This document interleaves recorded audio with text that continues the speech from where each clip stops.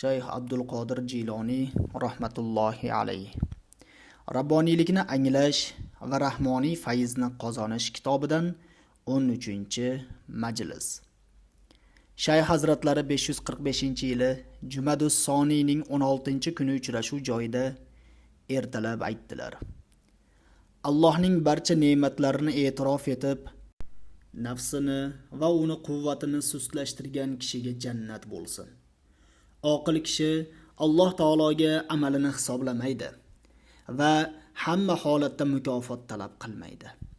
Senga vayl bo'lsin, ey ilmsiz holda Allohga ibodat qilib, ilmsiz bo'la turib zuhd va dunyo so'rovchi kishi.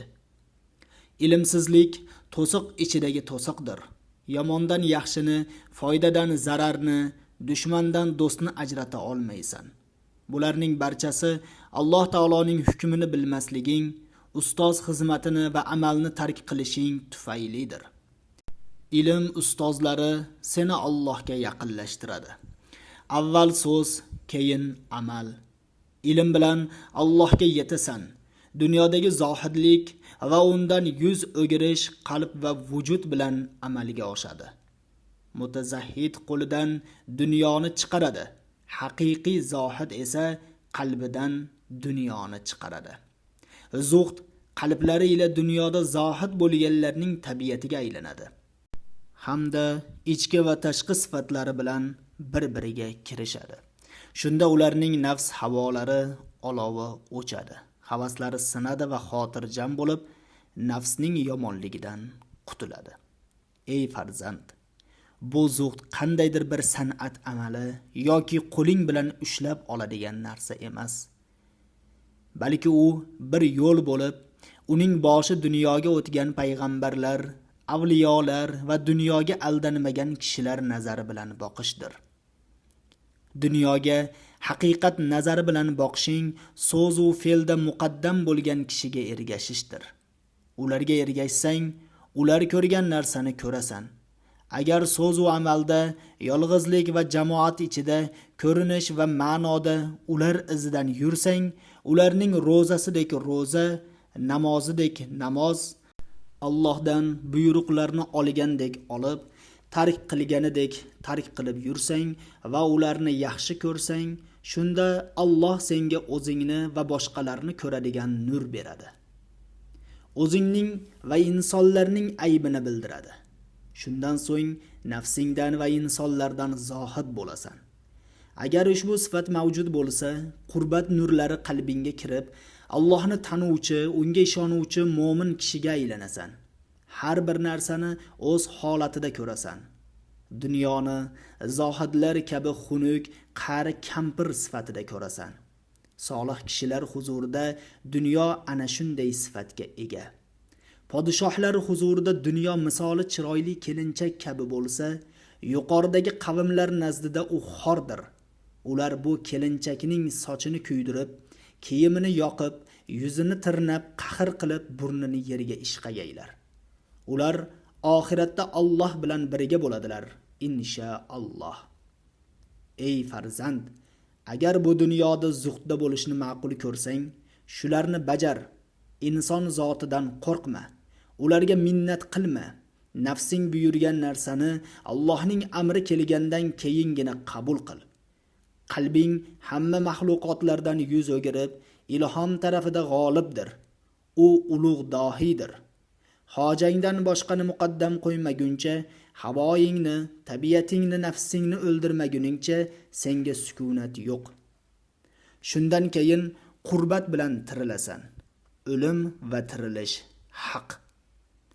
Agar Alloh xohlasa, ularning ishlarini ko'rish va Alloh huzurida ularni birlashtirish uchun ruhingni qaytaradi. Senda dunyo va oxiratga moyillik hosil bo'ladi va insonlarni yomonliklardan qaytarishga quvvat beradi.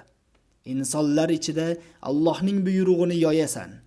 Agar buni xohlamasang, shu qurbat senga kifoya qiladi. Yo'qdan bor qilguvchi Xoliqning jamoliga erishgandan keyin insonlarga qanoat qilmaysan. Alloh har bir narsani oldindan va keyindan bilguvchidir. Gunohlaring yomg'irdek yog'ilmoqda. Bas gunohlaringning har bir lahzasi muqobilida tavbada bo'l. Boradigan qabringga, uning ahliga qara. Iymon tili bilan hisob qil. Shunda ular o'z holatlarining xabarini beradilar.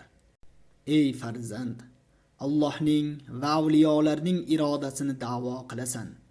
Men seni do'st tutaman, g'ashingga tegmayman. Sizlarni Allohning izni bilan hisob qilaman. Munofiq, yolg'onchilarni so'zlari va fe'llari bilan gardanlariga uraman. Ustozlarni ko'p marta hisob qildim.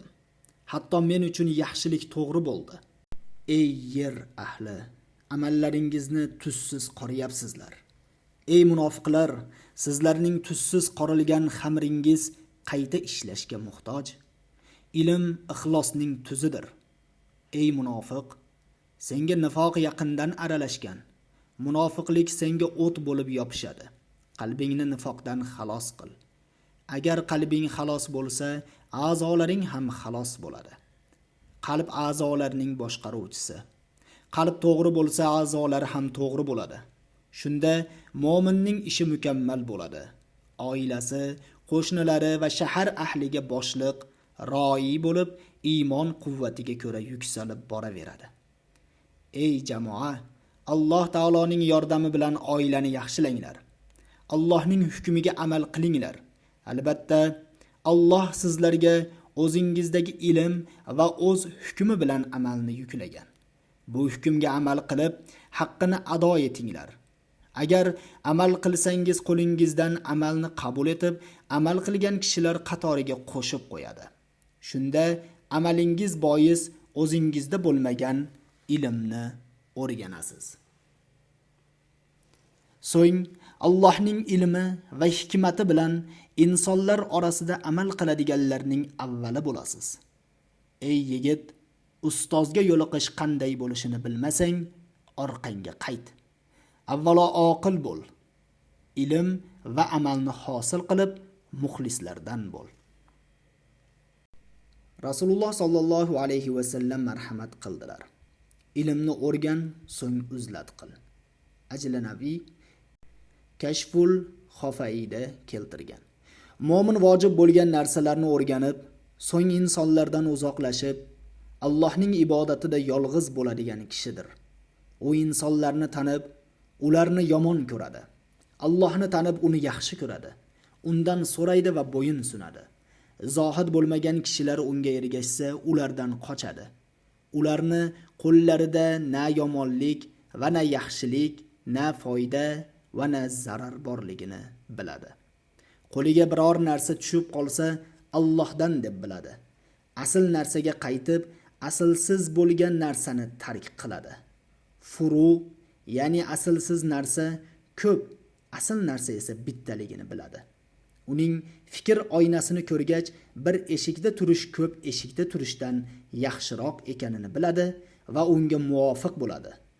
Ixlosli mo'min kishi uni mahkam ushlaydi. Shuning bilan 13-majlis nihoyasiga yetdi.